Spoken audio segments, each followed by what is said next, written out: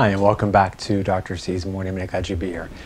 Picking up where we left off last time in terms of recognizing stims that are based in antecedent types of issues, trigger types of issues, in terms of the child's overstimulated, overburdened, and so we need to address the environment, make it more calming for the child, and working at it from that angle as opposed to redirecting or curtailing the behavior itself.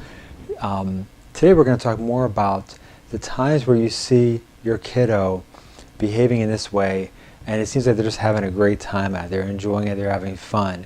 They're spinning in circles and they're in the calm environment of their home, for example, and you don't get a sense that they're overburdened necessarily. They're just having a ball doing it. And as they do it, for example, I mentioned last time, fast forwarding, rewinding a video, they're becoming more and more intense in the behavior, and it's snowballing in that respect. So what we want to do in that situation is we want to be thinking, and really bottom line, anytime you see a behavior that is a bit unusual, out of the ordinary, raises an eyebrow, you want to be thinking, how can I redirect it, shape it, curtail it in some way, and most importantly, join in. Usually the kiddos are behaving in these ways, and it's avoiding it's doing two things at the same time. Avoiding social encounters, because they're absorbed in this particular behavior, as well as avoiding more appropriate behaviors, most notably with younger kids, avoiding and not being involved in appropriate play skills. So we're going to take care of two birds with one stone, so to speak, and we're going to go after this in that way. We're going to join in at the child's level with whatever they're doing in the moment.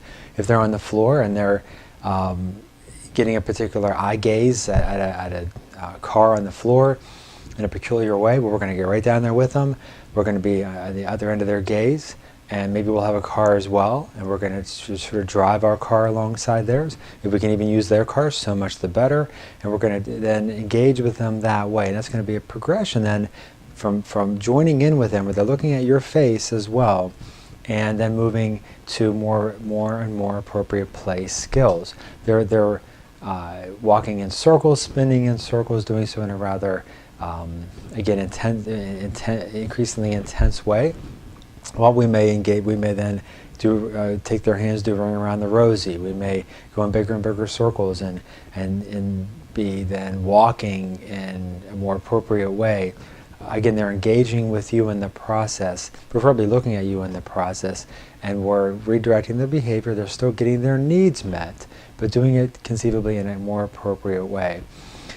Take note of what your kiddo does during their free time, what they do, that appropriate things that they do, whether it be playing with certain toys or being involved in certain aspects of play. And so that's typically what we're going to redirect to. If they prefer activity, then so much the better. They're much less prone to fuss about it. In terms of hand flapping, as I mentioned this a few posts ago, we may transition that to hand clapping. If they're flapping objects, we may make the object a bit smaller, transition to flying the object, or simply remove the object. Sometimes, again, it's experimental. You find that when they remove it, that they're okay with that they just go on and do something else possibly more appropriate. Again, they're getting fixated on rewinding and fast forwarding a video.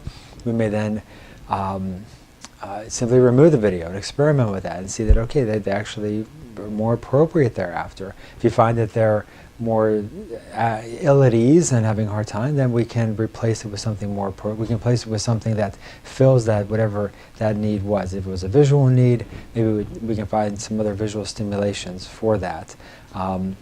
Auditory, we can provide some other auditory again, stimulation that replaces that behavior. Or we can, again, curtail it other ways. We can say that these are the times of the day when you can do that, and in these situations, just not right now.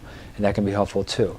For some kiddos, we can, every hour on the hour, they can go into a separate room and do the stim till the cows come home. And then they come back to whatever they are, whether it be a classroom, or whether it be back into the regular home environment from their room, and then they show more self-control that way. What we'll often see is kids who often want to carry things around with them.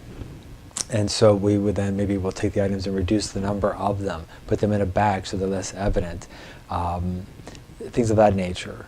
And so, or make the items smaller versions, so it's less obtrusive. We often see obsessions. And so what we'll do again is limit the times during these times of days you can focus on this obsession, and also we'll join in on the topic at hand and add elements to it to make it broader and make it more appropriate. Oftentimes, children as well during play activities, we want them to join in not just with you, but with other kids as well. But then sometimes they won't accept that. So pairing, P-A-I-R-I-N-G, pairing is a commonly used term that you'll hear where we're going to take something the child really favors, enjoys wonderfully, and pair it with something that they're somewhat aversive to. So the kiddo that they won't let approach them, we're going to have that kiddo have a little skiddo that the kid loves, your boy loves, your child loves.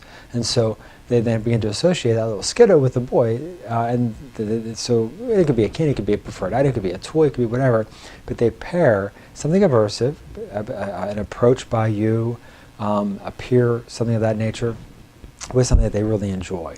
And so that makes it much less aversive, and they begin to accept it, and they realize, hey, this was actually kind of fun. And it snowballs from there in a positive way. So those are some things to be considering in terms of joining in. These are long discussions for each individual task at hand, and so you can always feel free to call the office and contact me. We can talk more about it for your child, how it might play out in any given scenario. But hopefully you found that to be helpful. We'll talk more about this. See you next time. Dr. C's Morning Minute.